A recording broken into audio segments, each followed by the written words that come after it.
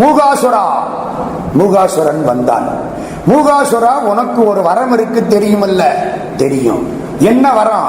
சிவபெருமானால் அன்றி எனக்கு சாவு கிடையாது. மூகாசுரனை கொல்லக்கூடிய ஆற்றல் சிவபெருமானுக்கு மட்டுமே உண்டு. மூகாசுரா, புறப்பட்டு போ. அர்ஜுனன் தவன் செய்கிறான். பன்றியாக மாறி அவன் மீது பாய்ந்து அவனை கொன்று விட்டு வா. மூகாசுரன் புறப்பட்டான். யாரும் அவனை கொல்ல முடியாது. அர்ஜுனன் என்ன, கிருஷ்ண பரமாத்மாவே கொல்ல முடியாது. புறப்பட்டு வந்துட்டான். அர்ஜுனன் தவம் பண்ணிட்டு இருக்கான்.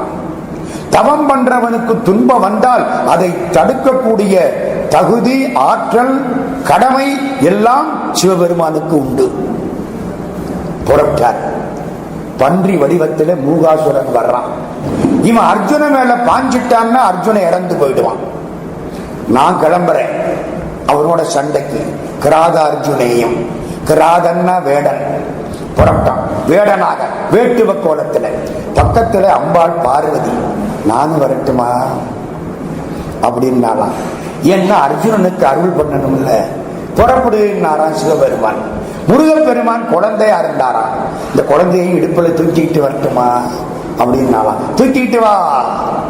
வேடன், வேடனுக்கு பெண்பால் என்ன? வேடியா.